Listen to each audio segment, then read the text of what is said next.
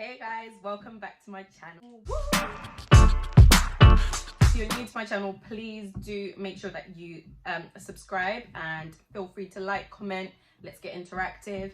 And if you are back again, you with the loyalty. So let's just get straight into it. So what we're going to be talking about today is networking, and it's something that I feel like a lot of people struggle with. Me myself, I did struggle with networking quite a bit, because you're just like, oh, it's the fear of, you know, talking to other people that you don't know, and that's okay, because not everybody is confident, not everybody has that, you know, ability to be able to connect with people just like that and make connections. So why are you networking? So most people, when they do network, if we're talking on a professional level, maybe you're thinking about the position you're in and you feel like, do you know what, I don't want to be in this position, I want a new position, but how do I get there? Obviously having a network really helps. So the skills that come with networking, you need to be able to, you know, articulate yourself just a little bit so people know why you're at that event or why you're reaching out to them. And it's okay, there's loads of templates online if you're going to do it via email, and also just like within templates like that, maybe find a way to articulate it in words, and then when you actually go out and about and you're networking with people, maybe practice it, you know, once you get a conversation going, it feels a little bit easier. So in this world, there are like literally two types of people. Okay, maybe not two types of people. You could be introverted or you could be extroverted. So introverted, you're a bit more shy, you're not someone that really likes to talk to a lot of people. And then extroverted, you're quite confident, you're okay in social settings and you feel fine like talking to people. So as I said, I'm quite a confident individual, in a sense, it depends on the setting. I don't mind like talking to different people, but I could be someone else, and I'm a bit more introverted, especially within social settings of people, professional settings.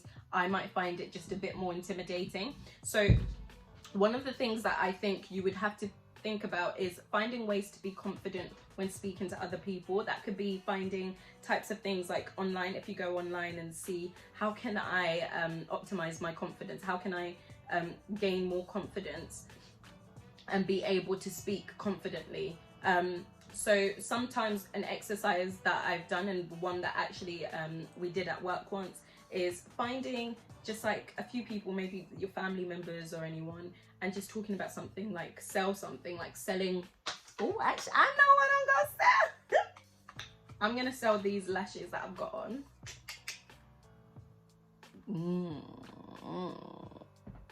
Yeah. So you could have like a little box like this, a lash box, and then you could just sell it and practice selling it to people, and just making public speaking and just like talking a bit more fun and a bit more interesting. So that's one way you can practice. Because one of the things that I knew, I wasn't going to university, I've spoken about that. Please make sure you do watch that video if you want to know more about alternatives to university, or if you're job seeking. I kind of needed to create a network, especially within the industry that I wanted to go into. So what I did, I would always constantly, annoyingly, if that's a word, email people that I was interested in. I would go on LinkedIn. Having a LinkedIn account really helps, because that way you're able to kind of find people in this web, like this network, you know, and you're able to find people and locate, okay, this person's a project manager, I don't know, let's say BBC, and then you decide, oh, maybe I could get in touch with them. Give them a ping. Like, I feel like a lot of people love to talk about themselves, and you'll probably hear that quite a lot, because people do love to, I like to talk about myself, you probably love to talk about yourself too. So it's always really a good idea to kind of be like, hey, I was just wondering, you know, what you're doing. I'm really interested in the industry that you're in, and I've done ABCD, or I haven't done ABCD. What types of things could I do? So how I kind of networked my way onto a TV show was by emailing the show. So I love the show Nonny, and then I emailed the lady. Like, I went and researched the presenter of Nonny. Through research and doing my own research, I found out who that person was, And then that's how I found out how I could then, you know, tell them about my passion. When I messaged them, I just said I was creating my content like the ZETV. I said, oh my God, I'm creating the ZETV. I'm just trying to find a way to kind of get more into my content creating, blah, blah, blah. I love your show. I would love to ask for some advice. And then via that was a big yes, because she was like, not only girl, she was like, girl, I'm not only gonna give you advice, why don't you come on the show? So she was lovely. That was a big yes. But prior to that, there was many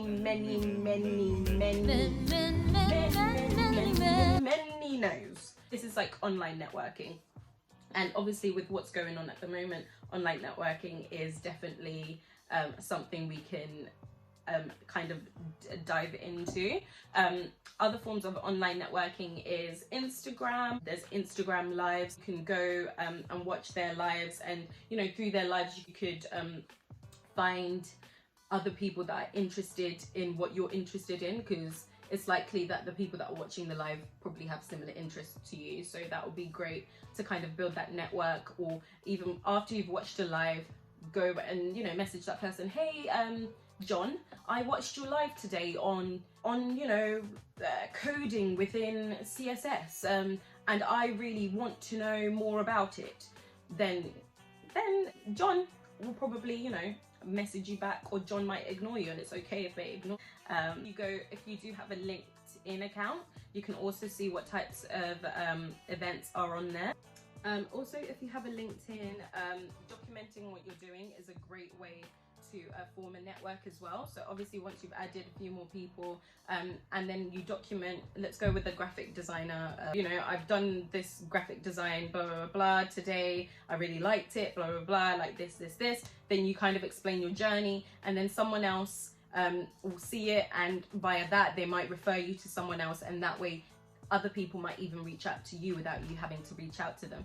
And there is another place which is on my screen right now, where you can kind of find places to network at.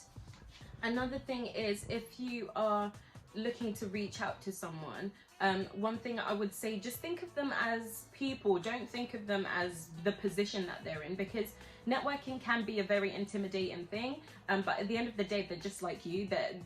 They've just had to go through the same steps that you've had to go through, so they will understand, you're at the networking stage, okay, I can help you.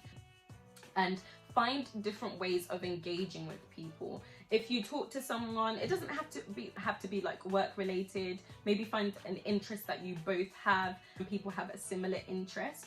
A conversation does seem to kind of like stem a little bit further. So maybe finding an interest that you and the other person has. I mean, it's okay to stalk them. I mean, that's why Instagram and Twitter and all those social medias are there. If you stalk them and you find out Becky likes baking, then, you know, it could be like, oh, hi Becky, you know, oh sorry, I forgot, you know, I left my cake in the oven. Obviously not something like that, but then Becky could be like, cake, baking, oh my gosh, we have similar interests, then you and Becky will form that relationship. So what I'm trying to say is, you can find different things that are outside of work that you can talk about, and with that you can connect with that person just a little bit more. One of the things that we all have to think about, obviously you're asking them to give, but you should be able to give them something as well.